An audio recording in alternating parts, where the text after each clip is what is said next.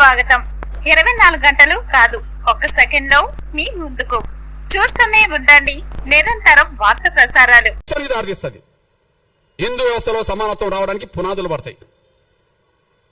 నేను ఒక విషయం చెప్తున్నా. నేను అయోధ్యలో రాముడి గుడి కాడ మా ఎస్సీ ఎస్టీ బీసీలకు ఉండబడే హక్కు ఇంకెవరికి లేదు. అది శ్రీకృష్ణ మందిరమైనా అయోధ్య మందిరమైనా రామాలయాలు ఎక్కడుంటాయో అక్కడ ఎస్సీ ఎస్టీ బీసీలకు ఉండబడే అంత రైట్ ఇంకెవరికి లేదు. ఓకే, నేను సాక్ష్యం చెప్తున్నా. మనం రామరాజ్యం గురించి మాట్లాడతాం. రాముడు పరిపాలించినాకనే రామరాజ్యం కదా, పరిపాలించక ముందు కాదు కదా. రాముడు ఒక రాజుగా, మనం నమ్ముకున్న వాళ్ళకు విశ్వాసం దేవుడు. ఆయన భౌతికంగా వ్యక్తిగా జీవించాడు కాబట్టి ఒక రాజు, క్షత్రియ కులం, క్షత్రియ వంశం. రాముడు ఏ వంశం? క్షత్రియ వంశం, అంతే కదా. రాముడు ఏ వంశం? క్షత్రియ వంశం. ఓకే, నేనంటున్నా జై శ్రీరామ్ అని అందరం అంటాం అనుకో. రాముడి గొప్ప లక్షణాలు ఆయన పరిపాలన ద్వారా తెలిసినాయి కదా ఎక్కువ. రామరాజ్యం అని ఎందుకు అంటున్నాం? రాముడికి తమ్ముడు ఉన్నాడు భరతుడు, రాముడి కంటే ముందు పరిపాలించండు కదా. రాముడు అయోధ్యకు వచ్చినప్పుడు తండ్రి మాటకు, సవతి తల్లి మాటకు, పినతల్లి మాటకు కట్టుబడి ఉండి రాముడు అడవికి వచ్చాడు కదా, సీతను శ్రీమతి గారిని పట్టుకొని, తమ్ముడిని పట్టుకొని. అప్పుడు ఎవరు పరిపాలించిండ్రు? ఎవరు పరిపాలించరు కదా. మరి ఆయన పరిపాలించడు, రాముడు పరిపాలించడు. కానీ మనం ఏమంటున్నాం? మన హిందూ సమాజంలో రాముడి భక్తులు ఓకే, రాముడు దేవుడు గొప్ప రాజు అనుకుంటే ఏమంటున్నారు? రామరాజ్యం తీసుకొస్తాం అంటున్నారు. రామరాజ్యం గొప్పదే కదా. ఆ రామరాజ్యం గొప్పదని ఎట్లా తెలిసింది? రాముడు పరిపాలిస్తేనే తెలిసింది కదా. మరి రాముడు అయోధ్య నుండి వస్తే, అడవి నుండి వచ్చినాకనే పరిపాలించండు కదా. అడవికి వెళ్ళక ముందు రాజు కాదు కదా. అడవికి వెళ్ళక ముందు రాజు కాదు కదా. అడవికి వెళ్ళి వచ్చినాకనే రాజు కదా. మరి అడవికి వెళ్ళి అడవి నుంచి మళ్ళీ ఉట్టికనే వచ్చాడా? యుద్ధం చేయలేదా?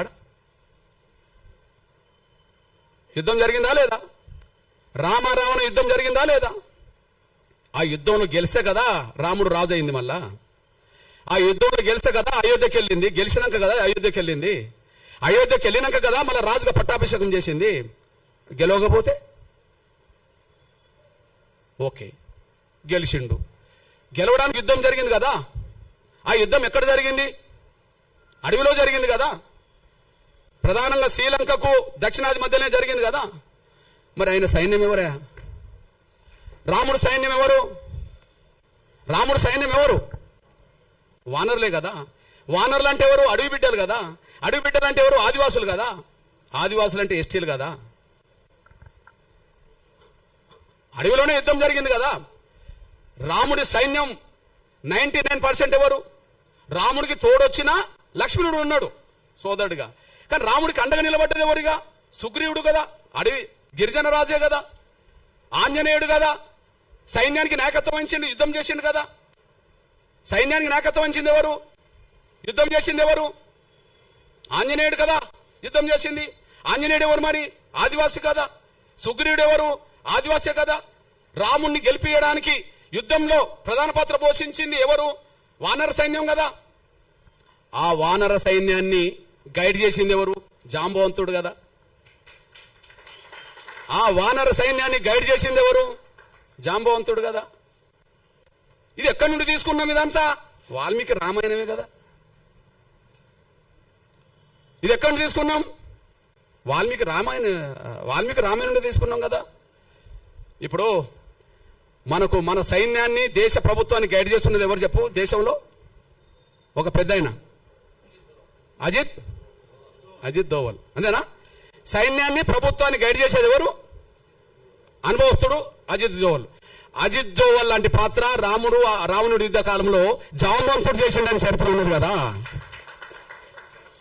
రావణ యుద్ధంలో ఆంజనేయుడికి తన శక్తి తెలియదని తెలుసు కదా. తన శక్తిని గుర్తు చేసింది ఎవరు?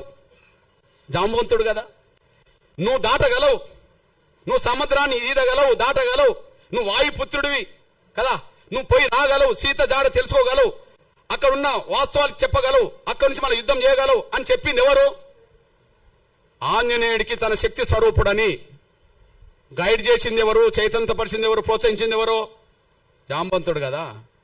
రామ లక్ష్మణులతో పాటు సైన్యం అంతా మూర్చబడ్డప్పుడు, వాళ్ళ దాడిలో, రావణకు సంబంధించిన వాళ్ళ యుద్ధం దాడిలో మూర్చపోయినప్పుడు వాళ్ళని లేపడానికి వాళ్ళ ఆంజనేయుని పంపి ఏం తెప్పించిండు?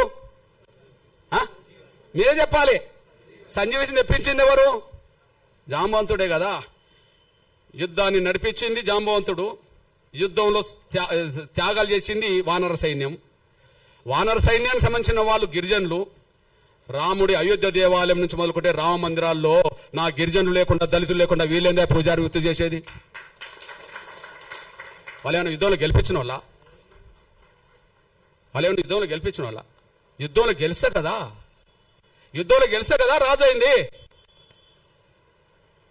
వాళ్ళేంది అంటున్నా నేను. రావాలి, చర్చకు రావాల్సిందే. పోనీ రాముడి గుణాలని, రాముడి పౌరుషాన్ని, రాముడి మానవత్వాన్ని, రాముడి సామాజిక స్పృహను గొప్పగా ప్రపంచానికి చాటిన వాళ్ళు ఎవరు? వాల్మీకే కదా. గొప్పగా ప్రపంచానికి చాటిన వాళ్ళు ఎవరు చెప్పండి? రామాయణం రాసిన వాళ్ళు ఎవరో చెప్పండి. వాల్మీకి రామాయణం లేకపోతే రాముడి చరిత్ర ఎవరికి తెలుసో చెప్పండి. వాల్మీకే కదా. వాల్మీకిని మన తెలంగాణలో పోయే కదా, బీసీనే కదా. అక్కడక్కడ ఎస్టీలో ఉన్నారు కదా. పోనీ బీసీ సమాజం అనుకుందాం. నేనంటున్నా, వాల్మీకుడు రాముడి గురించి ప్రపంచానికి గెలవక ముందే అందరు తెలిసేలాగా చేసింది వాల్మీకి అయితే, నా బీసీ ప్రజలకు సంబంధించిన వాళ్ళు ఎందుకు పూజారులు ఉండరు రామ మందిరాల్లో? రాముడు యుద్ధం చేసే సమయానికి సీత జాడ కనుక్కోనేలాగా ప్రోత్సహించింది, తెలుసుకున్నది, వీళ్ళని కాపాడే ప్రయత్నం చేసింది మన జాంబవంతుడు కదా, దళితుడు కదా, మాదిగల ఆరాధ్య పురుషుడు కదా. ఈ దళితులకు లేని పూజారి వాళ్ళకెట్లా వచ్చింది? యుద్ధంలో గెలిపించింది మేము కదా, మా ఆదివాసులు కదా. రాముడు గురించి దేశానికి, ప్రపంచానికి తెలిపేటట్టు చేసింది మా వాల్మీకి కదా. వాల్మీకిని బ్రాహ్మణులను ఒప్పుకోమనండి, జాంబవంతుడు మావాడని ఒప్పుకోమనండి, ఆంజనేయుడు మావాడని ఒప్పుకోమనండి. వాళ్ళు ఒప్పుకోరు కదా. వాళ్ళు ఎవరు మరి? ఆంజనేయ వారసత్వం వానరులు అవుతానేమో గిరిజనులు, జాంబవంతుడు అయితేనే దళితుడు, మాదిగా. వాల్మీకి పోయా. మరి మాకు లేని స్వేచ్ఛ రామ మందిరాల్లో, మాకు లేని హక్కు రామ మందిరాల్లో, మేము పూజారులు కానప్పుడు యుద్ధం చేయడానికి మాత్రం మేము ఉపయోగపడాలా? యుద్ధం చేయడానికి ఉపయోగపడాలా? సావు బతుకులు ఉన్న వాళ్ళని కాపాడడానికి ఉపయోగపడాలా? యుద్ధంలో గెలిపించడానికి ఉపయోగపడాలా? చరిత్ర రాయడానికి ఉపయోగపడాలా? కానీ రామ మందిరాల్లో పూజలు చేయడానికి ఉపయోగపడమా మేము? మా దళితుల్లో, గిరిజనుల్లో, బలహీన వర్గాల్లో ఐఏఎస్ ఆఫీసర్లు అవుతాను కదా. ఈ దేశ రాష్ట్ర కేంద్ర ప్రభుత్వ సర్వీసులో ప్రధానంగా బ్యూరోక్రాట్స్ అంటే ఎవరంటారు? ఐఏఎస్ఏ కదా. మరి దళిత గిరిజన వర్గాలకు చదువుకుంటే ఐఏఎస్లు అవుతాను కదా, పూజారులు గారా అంటున్నా నేను. అందువల్ల మీకు విజ్ఞప్తి చేస్తున్నా, రామ అవతారమే తర్వాత కృష్ణ అవతారంగా మారింది. రాముడు కృష్ణుడు వేరు కాదు కదా. రాముడి కాలంలో రాముడు, కృష్ణుడి కాలంలో కృష్ణుడు. కానీ రాముడే చెప్తాడు కదా, నేను మరో జన్మలో కృష్ణుడికి వస్తాడని చెప్పి. మన నమ్మకం, మన విశ్వాసం, నేను అంటున్నా, కృష్ణుడు ఎవరా? కృష్ణుడు మా యాదవ, మా బీసీ బిడ్డే కదా. వరుసకు మాకు బావవుతాడు, కాదని చెప్పానండి. వరుసకు మాకు బావవుతాడు కాదని చెప్పానండి. రాముడు రావణ మధ్యలో జరిగిన యుద్ధము 1000 మంది చచ్చిపోయినరు కదా, 18 రోజులు జరిగింది. కానీ మా ఆది జాంబవుడును కృష్ణుడి మధ్యలో ఒక గృహంలో జరిగిన యుద్ధం 28 రోజులు జరిగింది. ఏ యుద్ధం ఎక్క పెద్దది? ఇద్దరి మధ్యలో జరిగింది. ఎవరు ఓడలే, ఎవరు గెలవలే. మా ఓడు ఎంత గట్టివాడో చూడండి. ఎవరు ఓడలే, ఎవరు గెలవలే. లాస్ట్కు మావాడు అనుకుంటాడు జాంబవుడు, అరే నీ అమ్మ, ఈ దేశంలో, ఈ ప్రపంచంలో నన్ను ఓడించేటోళ్ళు ఎవరై ఉంటారంటే, ఓహో రాముడి కాలంలో నేను అడిగాను, రాముడితో యుద్ధం చేస్తాను అన్నప్పుడు, ఇంత మనం చేసుకున్నాం కదా రాముడి యుద్ధం, నీకు ఈ జన్మలో వద్దు కానీ నీకు వచ్చే జన్మలో కృష్ణుడు ఏర్పడితే అప్పుడు నీకు ఏదో రకంగా యుద్ధం చేద్దాంలే అని అంటే, ఇంతకాలం నాతో యుద్ధం చేస్తున్నాడు అంటే ఆయన రాముడే అని చెప్పి, నువ్వు దేవుడి అవతార పురుషుడు కాబట్టి నాతో ఇంత యుద్ధం చేసావు అని చెప్పి మళ్ళీ కాంప్రమైజ్ అయ్యి, మళ్ళీ రాముడు ఆ కృష్ణుడికే కదా మా జాంబవతిని మా అక్కనిచ్చింది. ఈయన ఒక మణిహారం కోసం వెతుకులాట చేస్తూ, ఒక మణిహారం ఉన్నది, ఆ మణిహారం ఒక అతను మెడకేసుకొని వస్తుంటే సింహం తింటది. జాంబవంతుడు ఆ సింహాన్ని తీసి చంపి ఇది తీసుకొచ్చుకుంటాడు. బిడ్డకు దగ్గర ఆడుకుంటుంటది ఆ వస్తువు. ఈయన వెతుకుతూ వస్తుంటాడు.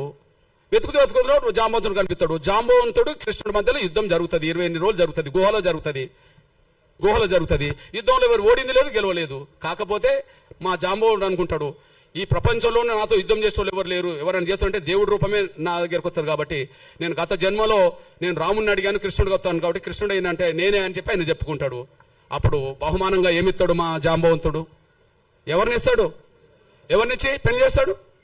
మా జాంబవంతుడు ఇచ్చి పెళ్లి చేస్తాడు. ఇవన్నీ రామాయణం మహాభారతంలో ఉన్నది కదా. మరి జాంబవంతుడు మా బిడ్డ మా అక్కనిచ్చిందంటే ఎవరు మాకేమవుతాడో కృష్ణుడు చెప్పండి. మా జాంబవంతుడు మా పెద్ద ఆయన మా పెద్ద నాన్న అనుకుందాం. మా జాంబవంతుడు బిడ్డ మాకు పెద్ద అక్కే కదా. మా పెద్ద అక్కను 8వ భార్యగా చేసుకున్నది మాకు కృష్ణుడే కదా. కృష్ణుడు మాకు బావ అవుతాడు కదా. మా బావ ఉన్న కాడ మేము ఎందుకు పూజారులం కావా? నాకు అర్థమవుతలేదు. మా బావ ఉన్న కాడ మేము ఎందుకు పూజారులు కావా? మా బావ దగ్గర కూడా మీరేనా మళ్ళీ పూజ వృత్తి చేయడానికి?